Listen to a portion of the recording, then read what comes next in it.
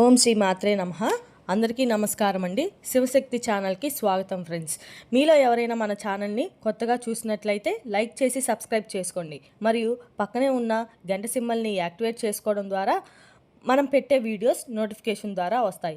ఇప్పుడు మనం ధనుస్సు రాశి వారి యొక్క జాతక ఫలితాల గురించి తెలుసుకోబోతున్నాం. రేపు అనగా జూలై 4 శనివారం ధనుస్సు రాశి వారికి గ్రహస్థితులు కొంచెం మిశ్రమ ఫలితాలు ఇవ్వవచ్చు. మరి ఓపికగా వ్యవహరిస్తే మంచి ఫలితాలు పొందే రోజు రేపు అనగా ధనుస్సు రాశి వారికి మూల నక్షత్రం, పూర్వాషాఢ నక్షత్రం, ఉత్తరాషాఢ మొదటి పాదాల ప్రభావం ఆధారంగా కొంచెం ఆలోచన విధంలో స్పష్టత కొంచెం తగ్గే అవకాశం ఉంది. రేపటి రోజున వారు తీసుకునే నిర్ణయాలు 2 సార్లు ఆలోచించి తీసుకోవాలి. మరియు కుటుంబ విషయాల్లో చిన్న మాటల తేడాలు రావచ్చు. రేపటి రోజున వారి గ్రహబలం గురు, శని, చంద్రుడు, శుక్రుడు. మరి రేపటి రోజున వారు చేసే పనుల్లో పరిహారాలు శనివారం కావున శనిదేవుని ఆరాధన శుభప్రదం. మరియు నల్ల నువ్వులు దానం చేయడం ఇంకా మంచిది. హనుమాన్ చాలీసా పఠనం చేస్తే ఇంకా చాలా మంచిది. ఓం శనైశ్చరాయ నమః అనే జపాన్ని 108 సార్లు జపించడం ఇంకా మంచిది. రేపటి రోజున ధనుస్సు రాశి వారు శనివారం కాబట్టిన హనుమంతుడిని ఆరాధన అత్యంత శ్రేయస్కరం. అదనంగా శనిదేవుని పూజ చేయడం వల్ల కష్టాలు తగ్గుతాయి. మరియు గురుబలం కోసం దత్తాత్రేయ స్వామి ఆరాధన కూడా చాలా అనుకూలిస్తుంది. రేపటి రోజున వారికి శుభరంగు పసుపు, నీలం. మరియు శుభ సంఖ్య వచ్చి 3 మరియు శుభ సమయం మధ్యాహ్నం తర్వాత మంచి ఫలితాలను ఇస్తుంది. రేపటి రోజున ధనుస్సు రాశి వారికి అతి మంచితనం, అలాగే చాలా ఎక్కువగా హెల్పింగ్ నేచర్ అనేది కూడా ఉంటుంది. అలాగే చాలా సహనం, ఓర్పు అనేవి కూడా ఎక్కువగా ఉంటాయి. వీరికి ఎదుటి వారిని వేగంగా నమ్ముతూ ఉంటారు. అలాగే నమ్మి మోసపోయినటువంటి పరిస్థితులు కూడా చాలా ఎక్కువగా ఉన్నాయి. ఇలా ఎన్నో సందర్భాల్లో వీరు మోసపోయినప్పటికీ మరలా తిరిగి ఆ మనుషులనే నమ్ముతూ ఉండడం జరుగుతూ ఉంటుంది. అలా మరలా నమ్ముతూ చివరాఖరికి ఏదో ఒక సందర్భంలో ఖచ్చితంగా వారేంటనేది తెలుసుకొని అది మానుకోవడానికి ప్రయత్నం చేస్తూ ఉంటారు. అలాగే వారు చాలామందిని మోసం చేయడానికి కూడా ప్రయత్నిస్తూ ఉన్నారు. మోసం చేసిన వారు కూడా ఉన్నారు. మీరు ఎవరైతే నా అని చెప్పి మిమ్మల్ని తొక్కేయడానికి ప్రయత్నిస్తున్నటువంటి సందర్భాల్లో కూడా చాలా ఎక్కువగా గతంలోనూ అలాగే ఇప్పటికీ కూడా జరుగుతూ ఉన్నాయి. ఎక్కువగా మిమ్మల్ని మోసం చేయడం కూడా జరిగింది. మరి వాటన్నిటికీ సంబంధించిన చూసుకున్నట్లయితే ఈ రాశివారు అన్నిటినీ కూడా బాగా భరించి ఎదుర్కొని చక్కగా ఒక చిరునవ్వుతో, ఓర్పు, సహనంతో ఉన్నప్పటికీ లాక్కొని రావడం అనేది జరిగింది. కానీ ఆర్థికంగా మాత్రం చాలా ఇబ్బందులు పడ్డం, అలాగే ఏది కూడా అనుకున్నవి సాధించలేక ఎక్కడ ఉన్నవారు అక్కడే ఉండడం వల్ల చాలా బాధపడడం కూడా జరుగుతూ ఉంటుంది. అయితే మీరు ఈ విషయాన్ని మాత్రం తప్పకుండా కొన్ని గుర్తుంచుకోవాలి. అసలు ఈ రాశి వారికి అయితే కొన్ని మంచి రోజులు అనేవి కలిసి రావడం అనేది జరగబోతుంది. కొంతకాలంగా అంటే గత కొంతకాలంగా కావచ్చు, లేదంటే గడిచిపోయినటువంటి రోజులు కావచ్చు, మీరు చాలా ఇబ్బందులను, బాధలను, సమస్యలను ఎదుర్కోవడం జరిగింది. అయితే మీరు కొన్ని పాటించాల్సినటువంటి విషయాలు, నియమాలు తెలుసుకుందాం. వాటి వల్ల మీకు మరింత చేయకూడతుంది పనులు కూడా కొన్ని జరుగుతూ ఉన్నాయి. కానీ వివరంగా చెప్తాం. వాటి గురించి కూడా ఈరోజు మనం ఈ వీడియోలో తెలుసుకోబోతున్నాం. అయితే వివరాల్లోకి వెళ్తే మీ ఇంట్లో ఒక దేవత కొలువై ఉండడం జరిగింది. మరి ఏ ఇంట్లో దేవత కొలువై ఉండడం మరి చిత్రం కాకపోతే అని మీరు అనుకుంటారేమో. ప్రతి ఇంట్లో ఒక దేవత అనేది కొలువై ఉండడం జరుగుతుంది. అదే కులదేవత, ఆరాధ్య దేవత అని అంటారు. మన పూర్వీకుల కాలం నుండి, మన పెద్దల కాలం నుండి వస్తున్నటువంటి ఆరాధ్య దేవత మన ఇంటి దేవత, మన కులదేవత. కాబట్టి ఆ దేవత ఎవరైనా ఉన్నారో వారి యొక్క అనుగ్రహంతో పాటు వారి యొక్క శాపం కూడా మనకు కొంత ఉంటుందనే చెప్పుకోవాలి.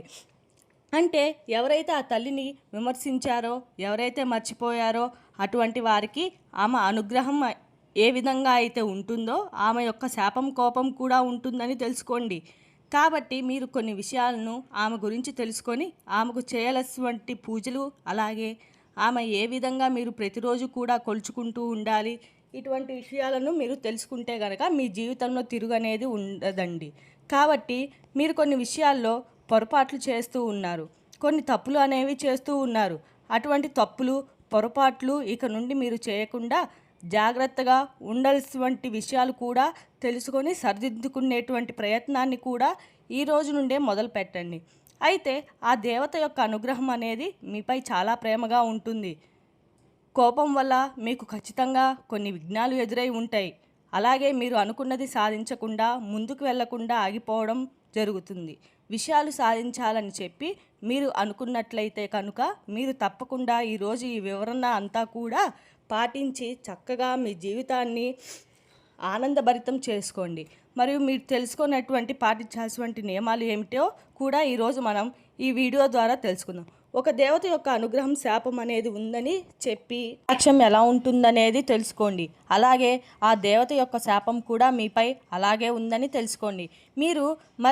మీరైతే కొన్ని పనులు ఖచ్చితంగా దూరంగా ఉండాలి. మొట్టమొదటిగా మీరు గొడవలు పడడం, ఎవరితోనైనా కానీ మంచిగా ఉండడం, అలాగే వారికి అనుకూలంగా కాకపోయినా మీకు అనుకూలంగా వారు ఏదైనా మంచిగా ఉన్నట్లయితే చెడు పనులు చేస్తూ ఉండగా అటువంటి వారి పట్ల కొంచెం మీరు ఎక్కువగా కోపభారంతో కాకుండా ప్రేమపూర్వకంగా మాటలతో వారి నుండి మీరు వెళ్ళిపోండి. చెడు కార్యక్రమాలు చేయకుండా, చెడును ముందుకు తీసుకెళ్లకుండా, చెడు వైపు వెళ్లకుండా మీరు నిలకడగా ఉంటే ఖచ్చితంగా ఆ దేవత యొక్క అనుగ్రహం మీపై ఉంటుంది.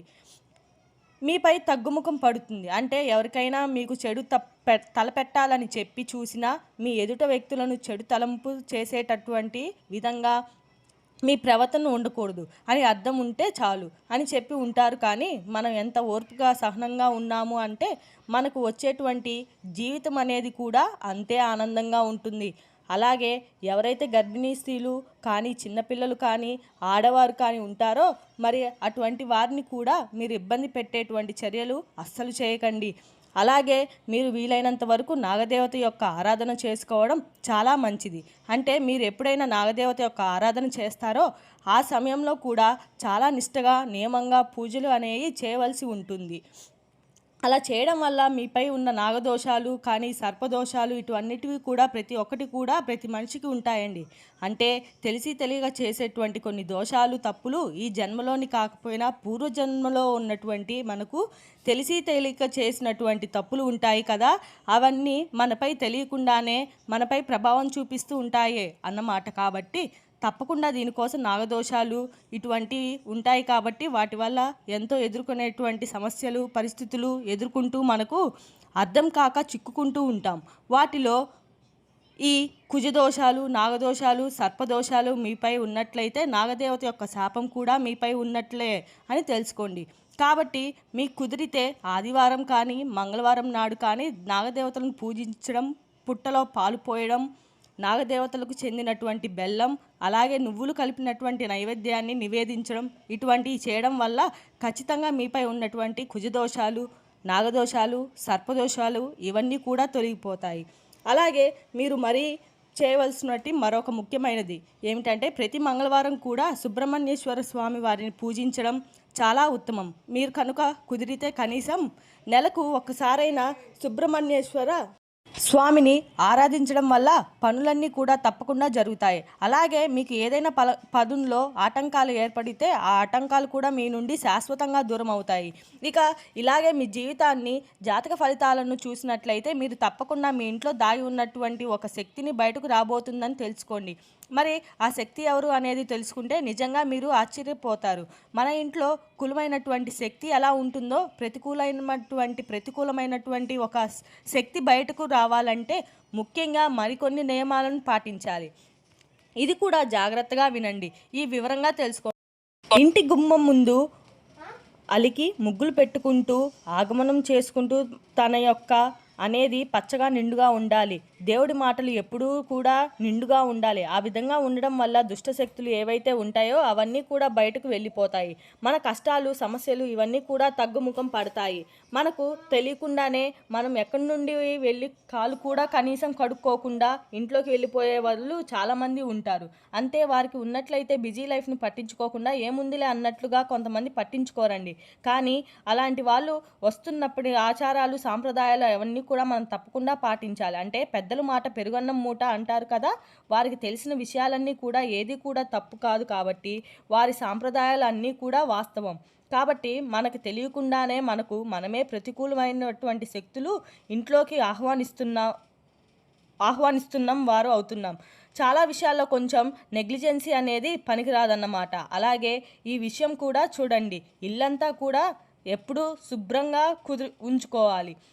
శనివారం నాడు కానీ లేదంటే సోమవారం నాడు ఇల్లంతా కూడా చక్కగా శుభ్రం చేసుకోవడానికి ప్రయత్నించండి. ఇంట్లో మాత్రం దేవుడి గది ఎప్పుడూ కూడా శుభ్రంగా ఉండాలి. ఎండిపోయినటువంటి పుష్పాలతో ఉండకుండా చక్కగా చూసుకుంటూ ఉండండి. వీలుంటే మీకు కుదిరితే ప్రతిరోజు కూడా దీపం పెట్టుకోండి. అలాగే ఈ విధంగా చేస్తే వచ్చేటువంటి మార్పులను చూసి మీరే నమ్మలేక ఆశ్చర్యపోతారు. మీ యొక్క ఇంటి దేవత ఎవరైతే ఉన్నారో మీ కులదేవత ఆరాధన అనేది కూడా చాలా ముఖ్యం. కాబట్టి మీకు ఏ సమస్య ఉన్నా ఏ కష్టాలు ఉన్నా కానీ మన యొక్క కులదేవత అనేది ప్రతినిత్యం కూడా మనం ఆమెని ఆదరిస్తూ ఉండాలి.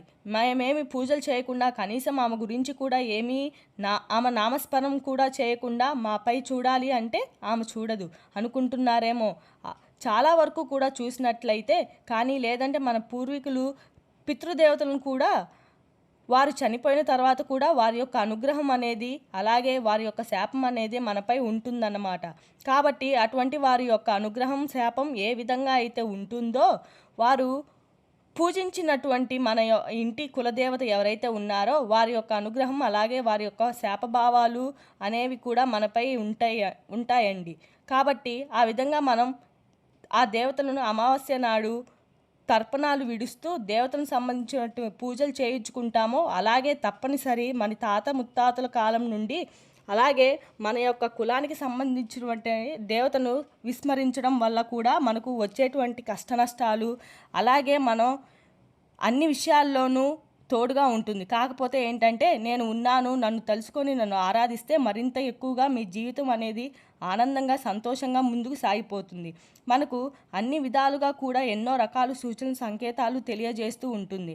అంటే మనసుకు ఒక కళ రూపంలో లేదంటే ఎవరో ఒక ద్వారా ఒక మనిషి ద్వారానైనా కానీ మనకు నేను ఉన్నాను, నన్ను పూజించండి, నన్ను తెలుసుకోండి, కనీసం నన్ను పూజించకపోయినా నా నామస్మరణైనా చేయడం వల్ల మీపై ఉన్నటువంటి కష్ట నష్టాలకు రక్షణ కవచంగా ఉంటాను అనే భరోసా ఇస్తుంది. అన్ని విధాలుగా కూడా నేను ఒక మంచి సంకేతాన్ని తెలియజేస్తాను అని ఆ తల్లి తెలియజేస్తుంది. మీరు ఒకవేళ ఇప్పటి వరకు తెలియకపోతే ఈ రాశివారు మీ పెద్దలను కానీ లేదంటే మీ కులానికి సంబంధించినటువంటి పెద్దలను కానీ ఇంకా లేదంటే ఎవరైనా ఊళ్ళో పెద్దవాళ్ళను కానీ ఉంటారో కదండి, వారి గురించి తెలుసుకున్న తర్వాత మీరేం చేయాలి, తప్పకుండా ఆమెకు సంబంధించినటువంటి విగ్రహాన్ని కూడా పటాన్ని కానీ చక్కగా ఇంట్లోకి తెచ్చి పూజించుకోవడం మొదలు పెట్టండి.